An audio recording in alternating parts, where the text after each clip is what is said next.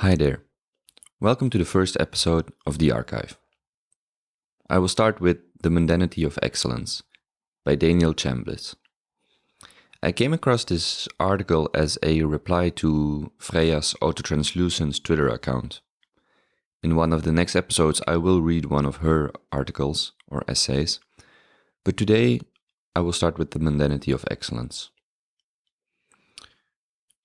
I have a text in front of me from,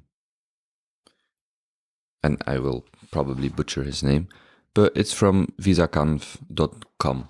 As always, I will link to this article and to all other relevant links in the show notes. This text is edited for readability. Alright, here we go. The Mundanity of Excellence by Daniel Chambliss. Quote, Olympic sports, and competitive swimming in particular, provide an unusually clear opportunity for studying the nature of excellence. In other fields, it may be less clear who are the outstanding performers, the best painter or pianist, the best business person, the finest waitress, or the best father. But in sport, and this is one of its attractions, success is defined more exactly by success in competition. There are medals and ribbons and plaques for first place, second, and third. Competitions are arranged for the head-to-head meeting of the best competitors in the world. In swimming and track, times are electronically recorded to the hundredth of a second. There are statistics published and rankings announced every month or every week. By the end of the Olympic Games every 4 years, it is completely clear who won and who lost, who made the finals, who participated in the games, and who never participated in the sport at all. Within competitive swimming in particular, clear stratification exists, not only between individuals, but also between defined levels of the sport as well.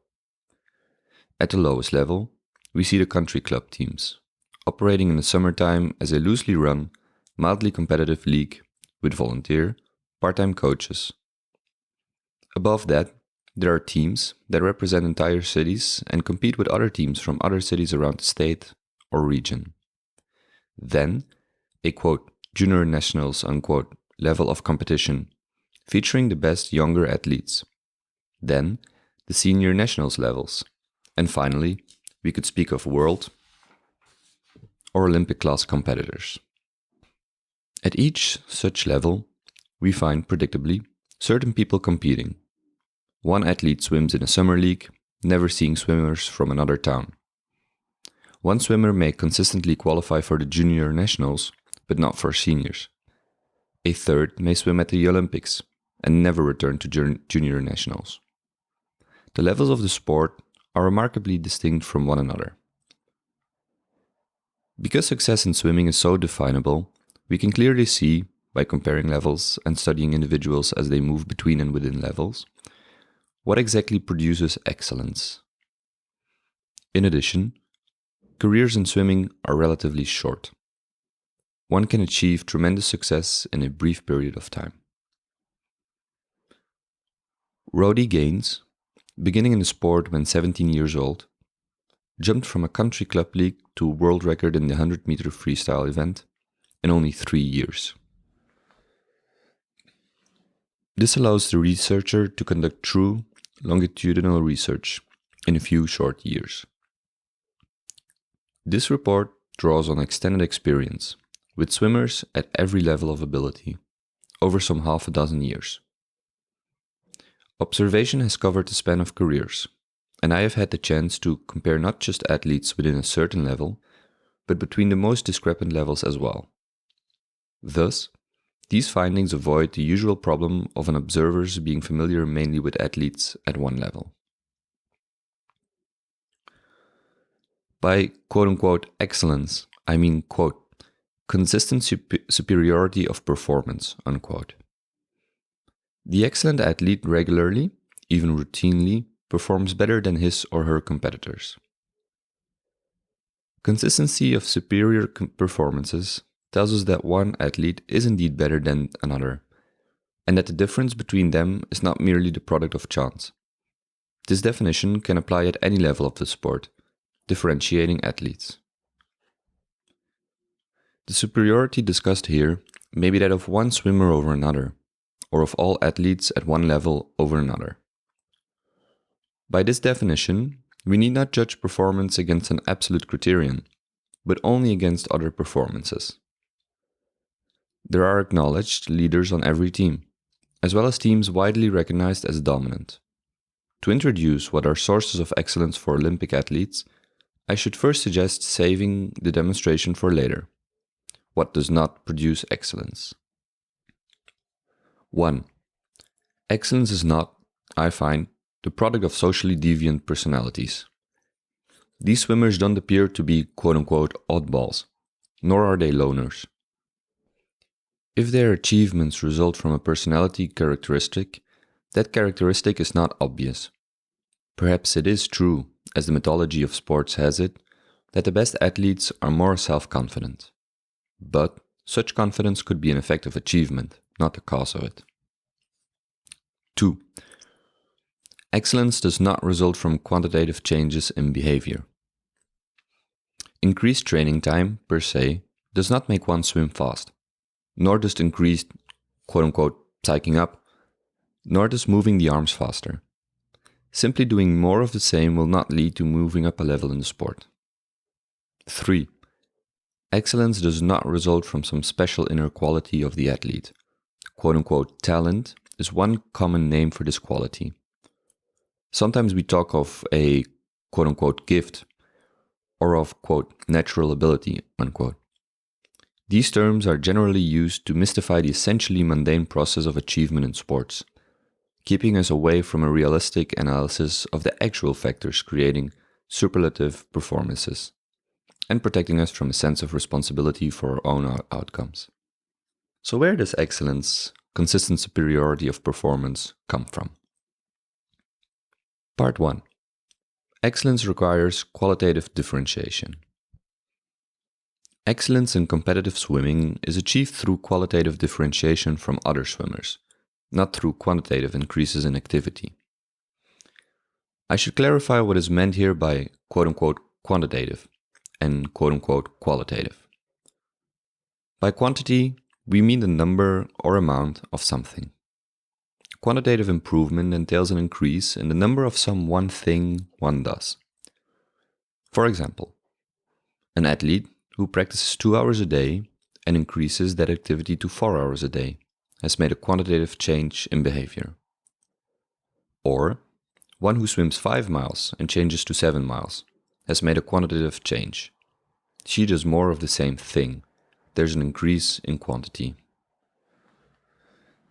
A freestyle swimmer who, while maintaining the same stroke technique, moves his arms at an increased number of strokes per minute. Quantitative improvements, then, involve doing more of the same thing. By quality, though, we mean the character or nature of the thing itself.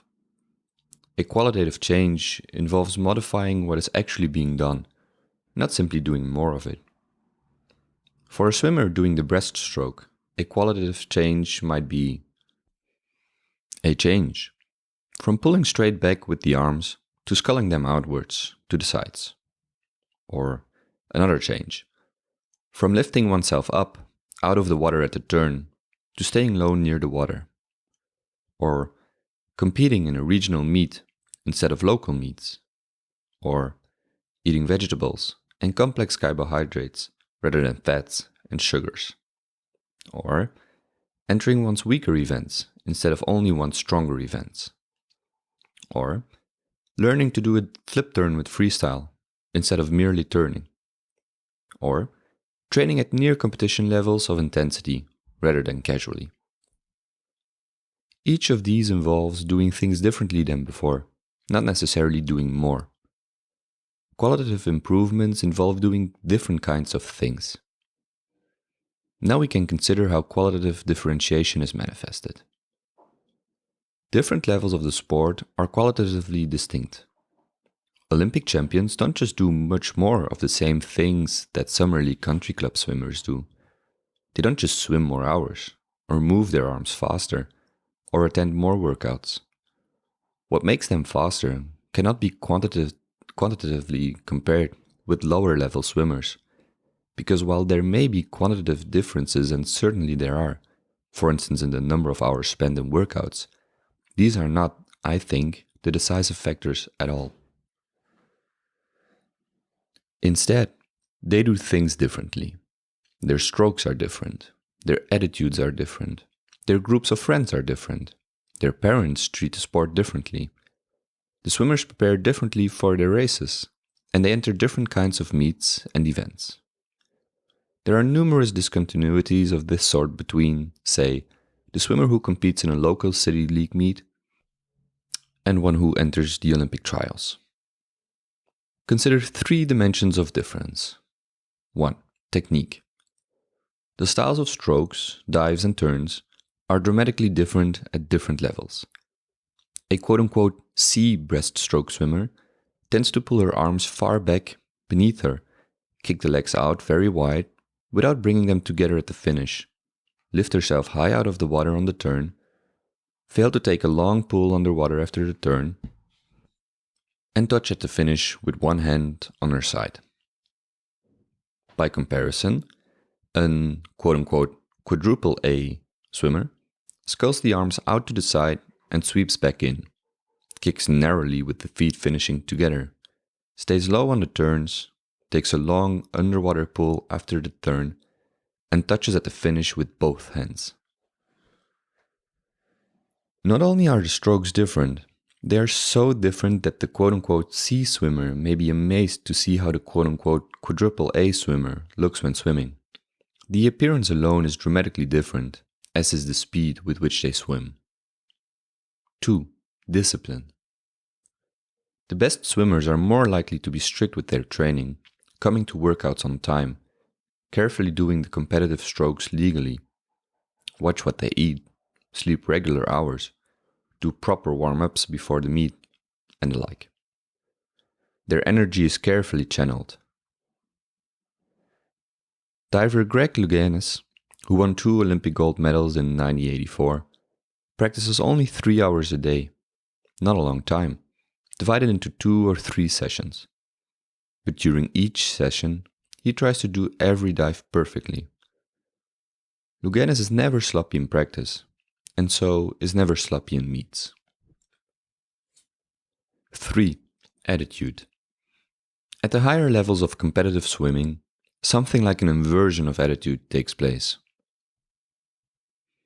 The very features of the sport that the quote-unquote C swimmer finds unpleasant, the top-level swimmer enjoys.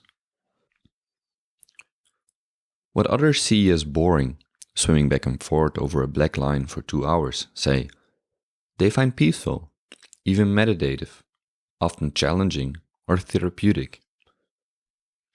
They enjoy hard practices, look forward to difficult competitions, and try to set difficult goals. Coming into the 5:30 a.m. practices at Mission Viejo, many of the swimmers were lively, laughing, talking, enjoying themselves, perhaps appreciating the fact that most people would positively hate doing this. It is incorrect to believe that top athletes suffer great sacrifices to achieve their goals. Often, they don't see what they do as sacrificial at all. They like it. These qualitative differences are what distinguish levels of the sport. They are very noticeable, while the quantitative differences between levels, both in training and in competition, may be surprisingly small indeed. Yet, very small quantitative differences in performance may be coupled with huge qualitative differences. In the finals of the men's 100-meter freestyle swimming event at the 1984 Olympics, Rody Gaines, the gold medalist, finished ahead of the second-place Mark Stockwell by 0.44 seconds, a gap of only 0.8%. Between Gaines and the 8th-place finisher, a virtually unknown named Dirk Kochtals from West Germany, there was only a 2.2% difference in time. Indeed, between Rody Gaines, the fastest swimmer in the world that year, and a respectable 10-year-old, the quantitative difference in speed would only be about 30%. Yet here, as in many cases, a rather small quantitative difference produces an enormous qualitative difference. Keynes was consistently a winner in major international meets, holder of the world record, and the Olympic gold medalist in 3 events. Stratification in sport is discrete, not continuous. There are significant qualitative breaks, discontinuities, between levels of the sport. These include differences in attitude, discipline, and technique, which in turn lead to small but consistent quantitative differences in speed. Entire teams show such differences in attitude, discipline, and technique, and consequently, certain teams are easily seen to be quote-unquote stuck at certain levels.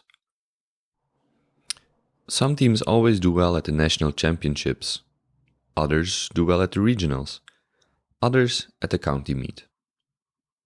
And certainly, swimmers typically remain within a certain level for most of their careers, maintaining throughout their careers the habits with which they began. Within levels, competitive improvements for such swimmers are typically marginal, reflecting only differential growth rates, or the jockeying for position, within the relatively limited sphere of their own level. Athletes move up to the top ranks through qualitative jumps, noticeable changes in their techniques, discipline, and attitude, accomplished usually through a change in settings, like joining a new team with a new coach, new friends, etc., who work at a higher level. Without such qualitative jumps, no major improvements will take place. This is really several worlds, each with its own patterns of conduct. If, as I have suggested, there really are qualitative breaks between levels of the sport, and if people really don't, quote, work their way up, unquote, in any simple additive sense, perhaps our very conception of a single swimming world is inaccurate. I have spoken of the quote-unquote top of the sport and of quote-unquote levels within the sport. But these words suggest that all swimmers are, so to speak, climbing a single ladder, aiming towards the same goals, sharing the same values, swimming the same strokes, all looking upwards towards an Olympic gold medal. But they aren't. Some want gold medals, some want to make the team, some want to exercise or have fun with friends, or be out in the sunshine and water. Some are trying to escape their parents. The images of the quote-unquote top and the quote-unquote levels of swimming, which I have used until now, may simply reflect the dominance of a certain faction of swimmers and coaches in the sport. Top is what they regard as the top, and their definitions of success have the broadest political currency in the United States swimming. Fast swimmers take as a given that faster is better, instead of, say, that more beautiful is better, or that parental involvement is better, or that, quote, well-rounded, unquote, children, whatever that may mean, are better. So, we should envision not a swimming world, but multiple worlds, a horizontal rather than vertical differentiation of the sport. What I have called quote-unquote levels are better described as quote-unquote worlds or quote-unquote spheres. In one such world, parents are loosely in charge. Coaches are teenagers employed as lifeguards. Practices are held a few times a week. Competitions are scheduled, perhaps a week in advance. The season lasts for a few weeks in the summertime, and athletes who are much faster than the others may be discouraged by social pressure, even from competing, for they take out the fun of it.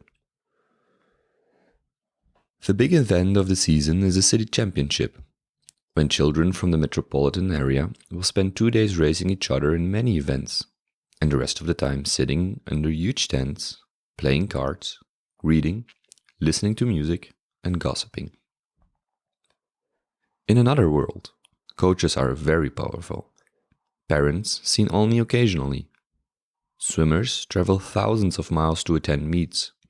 They swim 6 days a week, for years at a time. And the fastest among them are the objects of respect and praise. The big event of the season may be the national championships, where the athletes may spend much time sitting under huge tents, playing cards, reading, listening to music, and gossiping. Each such world has its own distinctive types of powerful people and dominant athletes, and being prominent in one world is no guarantee of being prominent in another. At lower levels, the parents of swimmers are in charge. At the higher levels, the coaches. Perhaps in the masters teams, which are made up only of swimmers over 25 years old, the swimmers themselves are in charge. Each world, too, has its distinctive goals. Going to the Olympics, doing well at the National Junior Olympics, winning the city meet, having a good time for a few weeks. In each world, the techniques are at least somewhat distinct, and certain demands are made on family and friends. In all of these ways, and many more, each so-called quote-unquote level of competitive swimming is qualitatively different than others. The differences are not simply quantifiable steps along a one-dimensional path leading to the Olympic Games. Goals are varied, participants have competing commitments, and techniques are jumbled. Part 2. Why quote-unquote talent does not lead to excellence. Quote-unquote talent is perhaps the most pervasive lay explanation we have for athletic success. Great athletes, we seem to believe, are born with a special gift, almost a quote-unquote thing inside of them, denied to the rest of us. Perhaps physical, genetic, psychological, or physiological. Some have quote-unquote it, and some don't. Some are quote natural athletes, unquote, and some aren't. While an athlete, we acknowledge, may require many years of training and dedication to develop and use that talent, it is always, quote, in there, unquote, only waiting for an opportunity to come out. When children perform well, they are said to, quote unquote, have talent. If performance declines, they may be said to have, quote, wasted their talent, unquote. We believe that it is that talent, conceived as a substance behind the surface reality of performance, which finally distinguishes the best among our athletes. But talent fails as an explanation for athletic success, on conceptual grounds. It mystifies excellence, subsuming a complex set of discrete actions behind a single undifferentiated concept. To understand these actions and the excellence which they constitute, then we should first debunk this concept of talent and see where it fails. On at least 3 points, I believe, quote-unquote talent is inadequate. Factors other than talent explain athletic success more precisely. We can, with a little effort, see what these factors are in swimming. 1. Geographical location, particularly living in Southern California, where the sun shines year-round and everybody swims. 2. Fairly high family income, which allows for the travel to meets and payments of the fees entailed in the sport, not to mention sheer access to swimming pools when one is young. 3. One's height, weight, and proportions, the luck or choice of having a good coach who can teach the skills required. 4. Inherited muscle structure. It certainly helps to be both strong and flexible. 5. Parents who are interested in sports. 6. Some swimmers, too, enjoy more the physical pleasures of swimming. 7. Some have better coordination. 8. Some even have a higher percentage of fast-twitch muscle fiber.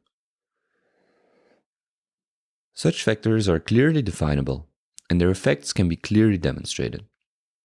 To subsume all of them willy-nilly under the rubric of quote-unquote talent obscures rather than illuminates the sources of athletic excellence. The concept of talent hinders a clear understanding of excellence. By providing a quick quote-unquote explanation of athletic success, it satisfies our casual curiosity, while requiring neither an empirical analysis nor a critical questioning of our tacit assumptions about top athletes. At best, it is an easy way of admitting that we don't know the answer, but the attempt at explanation fails. Through the notion of talent, we transform particular actions that a human being does into an object possessed, held in trust, for the day when it will be revealed for all to see. Part 3. The Mundanity of Excellence. Quote, "People don't know how ordinary success is," unquote, said Mary Meagher, winner of 3 gold medals in the Los Angeles Olympics, when asked what the public least understands about her sport. She then spoke of starting her career in a summer league country club team, of working her way to AAU meets, to faster and faster competitions, of learning new techniques, practicing new habits, meeting new challenges. What Meagher said, that success is ordinary, in some sense applies, I believe, to other fields of endeavor as well. To business, to politics, to professions of all kinds, including academics. In what follows, I will try to elaborate on this point, drawing some examples from the swimming research and some from other fields to indicate the scope of this conception. A. Excellence is mundane. Superlative performance is really a confluence of dozens of small skills or activities, each one learned or stumbled upon, which have been carefully drilled into habit, and then are fitted together in a synthesized whole. There is nothing extraordinary or superhuman in any one of those actions, only the fact that they are done consistently and correctly, and altogether produce excellence. When a swimmer learns a proper flip turn in the freestyle races, she will swim the race a bit faster. Then, a streamlined push off from the wall, with the arms squeezed together over the head, and a little faster. Then, how to place the hands in the water, so no air is kept in them. Then, how to lift them over the water. Then, how to lift weights to properly build strength, and how to eat the right foods, and to wear the best suits for racing, and on and on. Each of those tasks seems small in itself, but each allows the athlete to swim a bit faster. And having learned and consistently practiced all of them together, and many more besides, the swimmer may compete in the Olympic Games.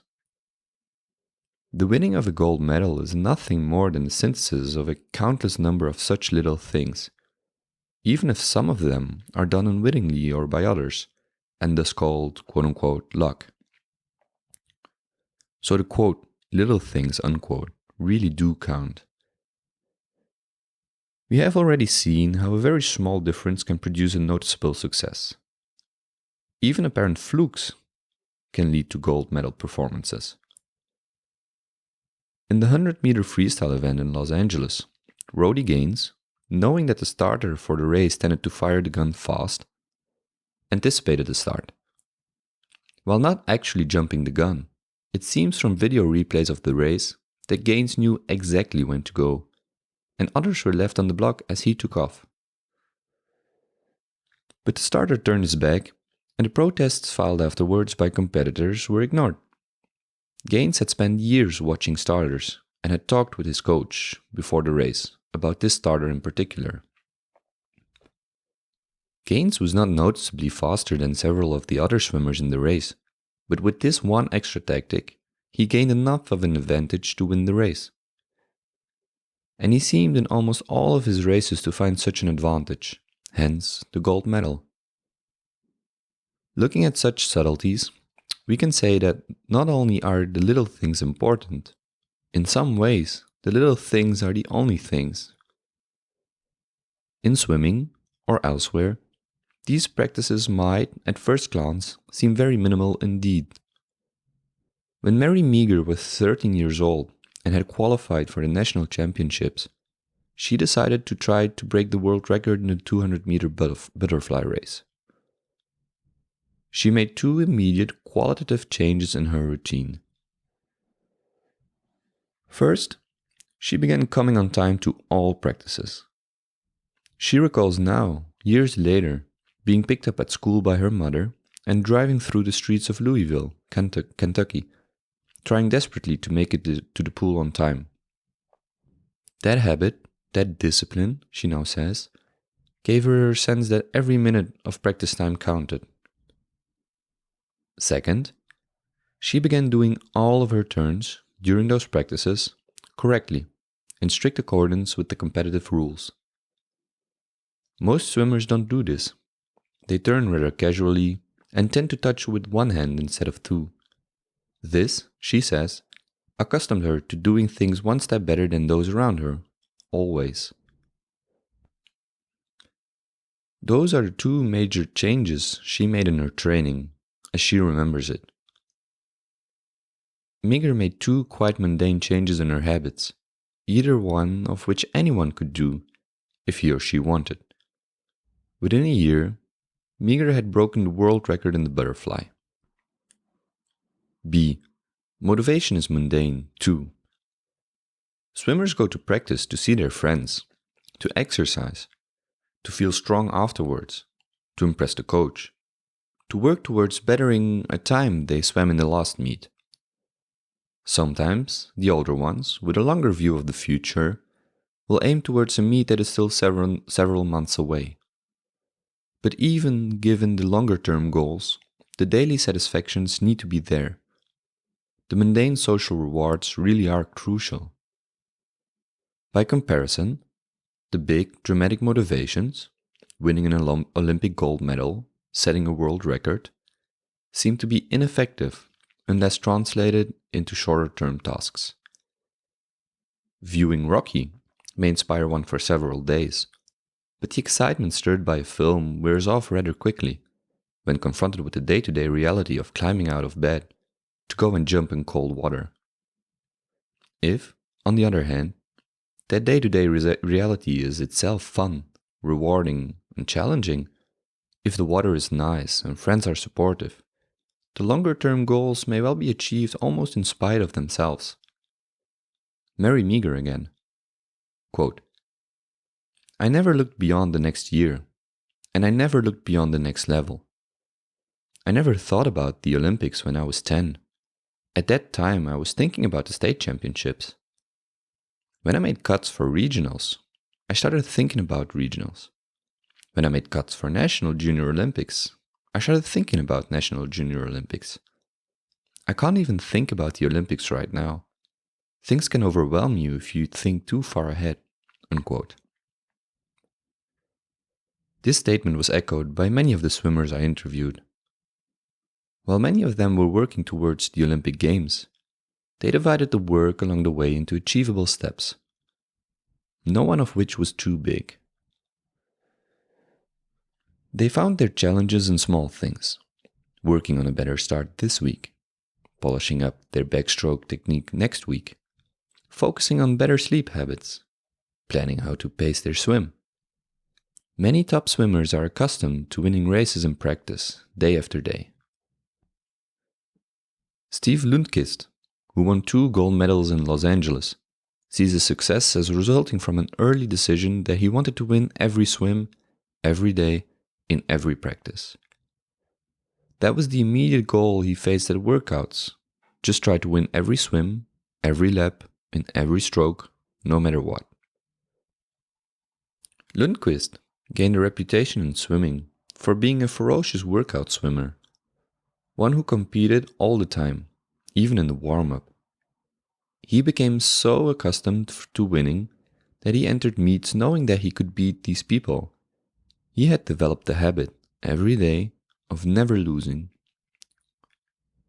The short-term goal of winning this swim in this workout translated into his ability to win bigger and bigger races. Competition, when the day arrived for a meet, was not a shock to him, nothing at all out of the ordinary. This leads to a third and final point. C. In the pursuit of excellence, maintaining mundanity is the key psychological challenge. In common parlance, winners don't choke. Faced with what seems to be a tremendous challenge or strikingly unusual event, such as the Olympic Games, the better athletes take it as a normal, manageable situation and do what is necessary to deal with it. Standard rituals, such as the warm-up, the psych, the visualization of the race, the taking off of sweats, and the like, are always of importing one's daily habits into the novel situation, to make it as normal an event as possible. Swimmers like Lundqvist, who train at competition level intensity, therefore have an advantage. Arriving at a meet, they are already accustomed to doing turns correctly, taking legal starts, doing a proper warm-up, and being aggressive from the outset of the competition. If each day of the season is approached with a seriousness of purpose, then the big meet will not come as a shock. The athlete will believe, quote, "I belong here, this is my world," unquote, and not be paralyzed by fear or self-consciousness. The task then is to have training closely approximate competition conditions. The mundanity of excellence is typically unrecognized. I think the reason is fairly simple. Usually, we see great athletes only after they have become great, after the years of learning the new methods, gaining the habits of competitiveness and consistency, after becoming comfortable in their world. They have long since perfected the myriad of techniques that together constitute excellence. Ignorant of all the specific steps that have led to the performance and to the confidence, we think that somehow excellence sprang full grown from this person, and we say he or she, quote, has talent, unquote, or, quote, is gifted, unquote. Even when seen close up, the mundanity of excellence is often not believed. Every week at the Mission Viejo training pool, where the national champion nadadores team practiced, coaches from around the world would be on deck visiting, watching as the team did their workouts, swimming back and forth for hours. The visiting coaches would be excited at first, just to be there. Then, soon, within an hour or so usually, they grew bored, walking back and forth, looking at the deck, glancing around at the hills around the town, reading the bulletin boards, glancing down at their watches, wondering, after the long flight out to California, when something dramatic was going to happen. Quote, "They all have to come to Mecca and see what we do," unquote, Coach Mark Schubert said. Quote, "They think we have some big secret," unquote. But of course, there is no secret. There is only the doing of all those little things, each one done correctly, time and again, until excellence in every detail becomes a firmly ingrained habit, an ordinary part of one's everyday life. Conclusions. The foregoing analysis suggests that we have overlooked the fundamental fact about Olympic-class athletes, and the argument may apply far more widely than swimming or sports. I suggest that it applies to success in business, politics, and academics, in dentistry, bookkeeping, food service, speech making, electrical engineering, selling insurance, and perhaps even in the arts. Consider again the three major points. 1. Excellence is a qualitative phenomenon. Doing more does not equal doing better. High performers focus on qualitative, not quantitative improvements. It is qualitative improvements which produce significant changes in level of achievement.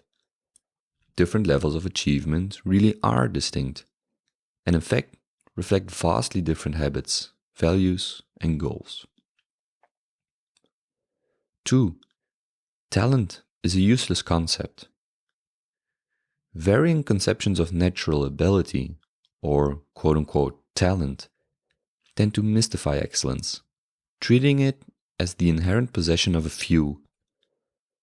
They mask the concrete actions that create outstanding performance. They avoid the work of empirical analysis and logical explanations. And finally, such conceptions perpetuate the sense of innate psychological differences between high performers and other people. 3. Excellence is mundane. Excellence is accomplished through the doing of actions, ordinary in themselves, performed consistently and carefully, habitualized, compounded together, added up over time. While these actions are, quote, qualitatively different, unquote, from those of performers at other levels, these differences are neither unmanageable nor, taken one step at a time, terribly difficult. Mary Meagher came to practice on time. Some writers always work for 3 hours each morning before beginning anything else. A business person may go ahead and make that tough phone call. A job applicant writes one more letter. A runner decides, against the odds, to enter the race. A county commissioner submits a petition to run for Congress. A teenager asks for a date. An actor attends one more audition. Every time a decision comes up, the qualitatively quote-unquote correct choice will be made. The action in itself is nothing special. The care and consistency with which it is made is. Howard Becker has presented a similar argument about the ordinariness of apparently unusual people in his book Outsiders. But where he speaks of deviance, I would speak of excellence. Becker says, and I concur, quote, "We ought not to view it as something special, as depraved or in some magical way better than other kinds of behavior. We ought to see it simply as a kind of behavior some disapprove of and others value, studying the processes by which either or both perspectives are built up and maintained. Perhaps the best surety against either extreme is close contact with the people we study." After 3 years of field work with world-class swimmers, having the kind of close contact that Becker recommends, I wrote a draft of some book chapters, full of stories about swimmers, and I showed it to a friend. Quote, "You need to jazz it up," unquote, he said. Quote, "You need to make these people more interesting. The analysis is nice, but except for the fact that these are good swimmers, there isn't much else exciting to say about them as individuals," unquote. He was right, of course. What these athletes do was rather interesting, but the people themselves were only fast swimmers, who did the particular things one does to swim fast. It is all very mundane. When my friend said that they weren't exciting, my best answer could only be, simply put, that is the point. The end. If you like this episode, please leave a review on iTunes or wherever you get your podcast. All relevant links to this article are found in this episode's blog post at archive.belgiumboy.com. As always, I hope you learned something new or that your curiosity was sparked. From the internet with love. Talk to you soon. Bye.